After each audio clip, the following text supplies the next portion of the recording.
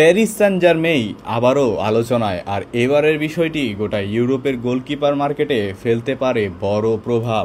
ফরাসি সংবাদ মাধ্যম ল'ইকিপ জানিয়েছেন, লিলের প্রতিভাবান গোলকিপার লুকা শেভালিয়েকে দলে ফেরাতে সম্মত হয়েছে পিএসজি।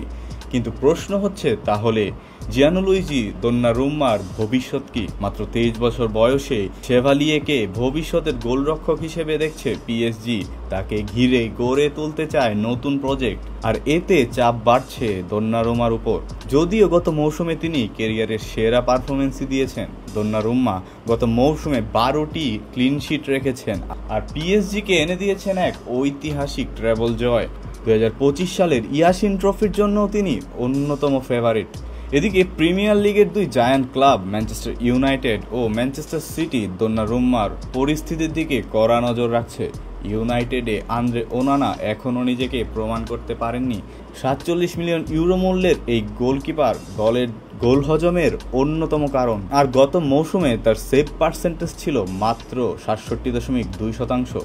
অন্যদিকে সিটি ভবিষ্যতের কথা ভেবেই আবার সাইন করাচ্ছে তরুণ গোলকিপার জেমস ট্রাফোর্ডকে। তবু যদি এডারসন ক্লাব ছাড়েন, তবে দোন্নারুম্মা হতে পারেন সম্ভাব্য বিকল্প। তবে মোড় ঘুরাতে পারে দোন্নারুম্মার সাম্প্রতিক বক্তব্য। গত মাসে তিনি সাংবাদিকদের বলেছিলেন, আমার অগ্রাধিকার পিএসজিতে থাকা, আর আমি চাই একটি নতুন চুক্তি সাইন করতে। তাতে কোনো সমস্যা হবে না বলেই মনে করি। তবে চুক্তির মেয়াদ শেষ হবে 2026 সালে, আর পিএসজি যদি ভবিষ্যতের দিকে এগোয়, তাহলে সেই দরজা শীঘ্রই খুলে যেতে পারে। আর যদি দোন্নারুম্মা চলেও যান, তবে সেটা সস্তায় হবে না। মনে রাখতে হবে, কেপা এখনও বিশ্বের সবচেয়ে দামি গোলকিপার, আর পিএসজি চাইবে তেমনই বিশাল অঙ্ক বা তার কাছাকাছি কিছুই, হতে পারে তার থেকে অনেক বেশিও। তাহলে আপনারা কি মনে করেন দোন্নারুম্মার ভবিষ্যৎ নিয়ে?